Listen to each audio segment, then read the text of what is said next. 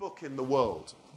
And I would ask that every single school principal here goes and finds a copy of this book, takes it back to their school, scans in the images, and uses this as conversation points with students and with staff. Isn't that a beautiful image? It's from a book called Earth from the Air, filled with images like this. Now, I'll often ask adults, and as you've heard already, I do a lot of speeches and conferences outside of education, and one of my favourite exercises is to ask big business leaders and people in industry what that is.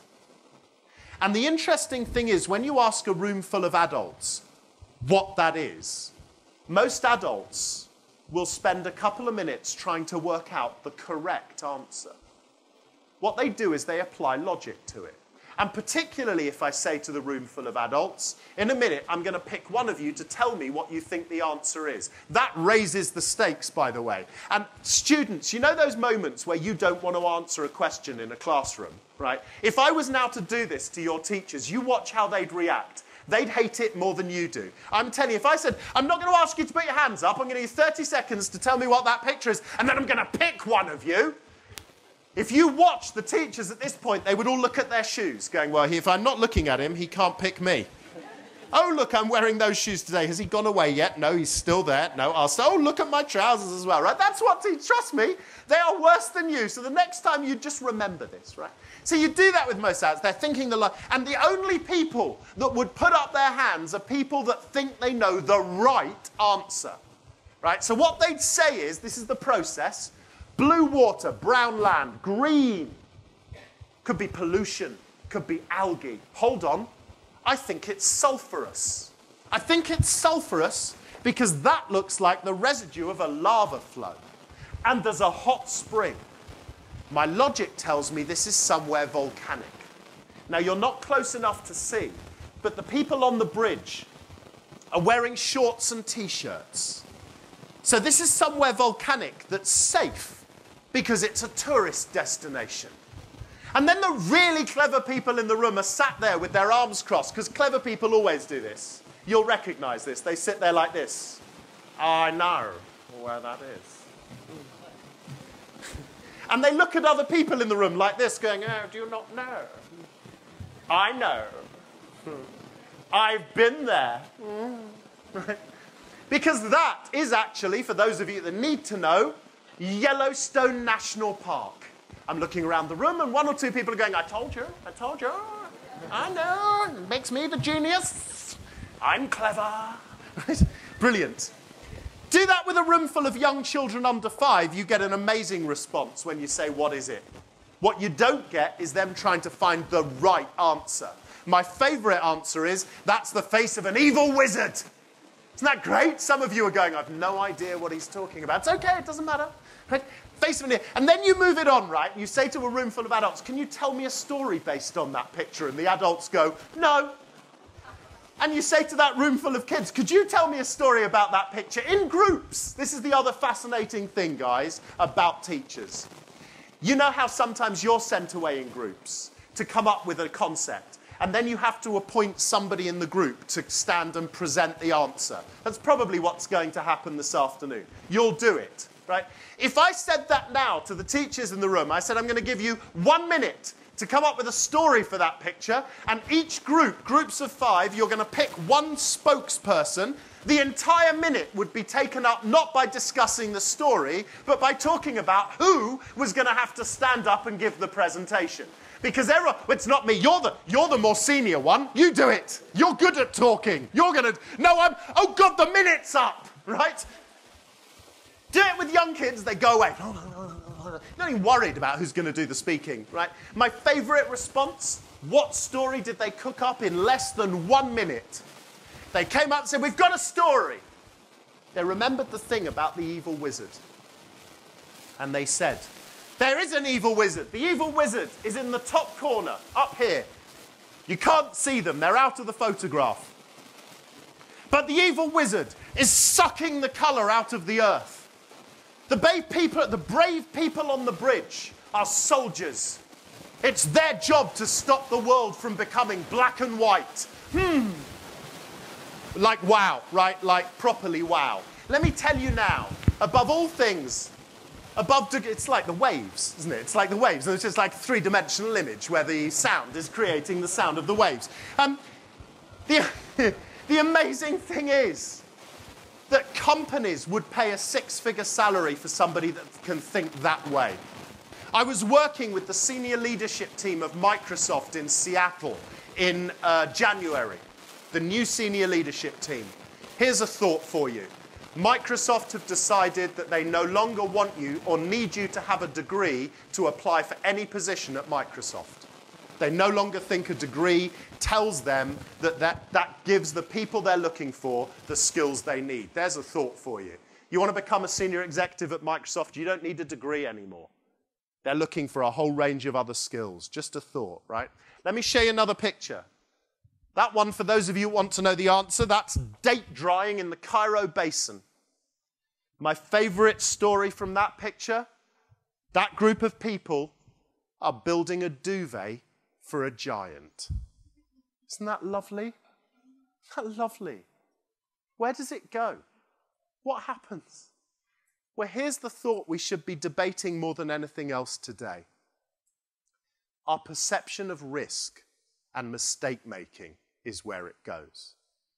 When I asked you about who taught you to first colour in between the lines, that's the moment where we start to realise our job is to guess what somebody else wants and give them their answer, not our answer. We start to become terrified of making mistakes because we're taught from quite a young age that making mistakes is bad. Getting things right is good. So the stakes get higher as our exams become more high-pressured. And what happens is we tell people you have to get it right. So then what happens as we get older is we stop taking risks. We stop doing stuff that we're not sure about. We stop doing stuff that we think we might get wrong. It's why adults in this room, if I'd asked you to tell me the story, would have gone, I'm not saying anything because I'm not prepared to get it wrong in front of my peers because I'll look stupid. I wonder how many of you experience that fear. A large number, I should imagine. But the truth is this. We have to reconfigure. We have to reimagine the currency of clever. Let me explain why. In my opinion, you learn nothing new by getting something right, ever. All you do when you get stuff right is prove that you knew it.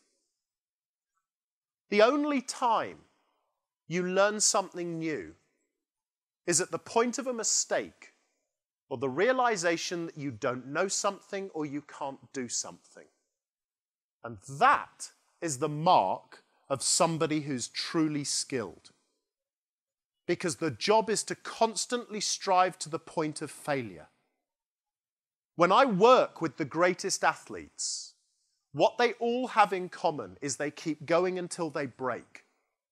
Because it's when they break or they lose that they realize they're about to change the way they think and behave and act. It's only when they lose that they learn to be better. And that's the problem that people like Chris Broadman have in cycling in Team GB. Because now they've reached the top, these guys are scared to fail, but actually it's the point they next lose that they would actually evolve and become the next champion. So we have to find a way where we create an education system that celebrates mistake-making and celebrates failure.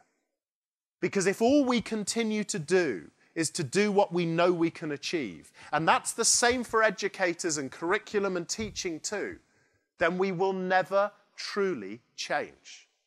We will only ever keep going round in circles and doing what we've always done. And as students, this is my core message to you. If we learn nothing else from world sport, we need to learn that we've got to have the ability to critically challenge ourselves, to push ourselves, to break ourselves, to find the way to keep understanding why we've failed and why we've made mistakes. And that is the art of true learning. And that is the art of how you will not just survive, but thrive in your futures. I'm going to skip some of this. I'm going to finish with this story, and then if it's all right, we've got a few minutes, I think, for some questions, maybe. So let me finish with this. Now, as an Englishman, it's very rare as an Englishman, as many of you will know, that we can be proud of anything we achieve in sport. It's very rare that ever the English do anything that's any good. I mean, even the England under-21 football team get knocked out of the European Championships before everybody else, a bit like the senior team. So when the English achieve something, you have to understand, particularly when I'm in Spain, which is a country that, frankly, I hate because they seem to be good at everything, okay? I have to bring with me a success story just to make myself feel better.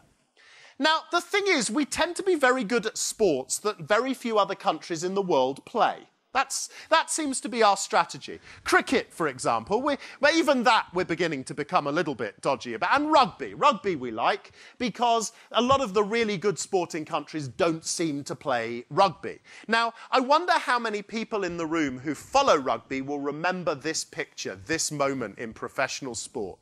This was the moment England won the Rugby World Cup. And what made it even better was in this moment, we won the Rugby World Cup in the final, beating Australia, who at the time were the best nation in the world, in Australia. There can be nothing better for an Englishman, or frankly for an Australian. We're about to have the Ashes, the cricket tour, and he's smiling because he knows they're about to annihilate us in England. But anyway, we're going back, enough about you, this is about me, right? Me. So, England, glory. This is a very interesting picture, and I want to talk you through it because I'll finish with this story, but I think it contains a lot to sum up what I've already been saying. So let me explain. This is Johnny Wilkinson, England's number 10, the kicker. Right?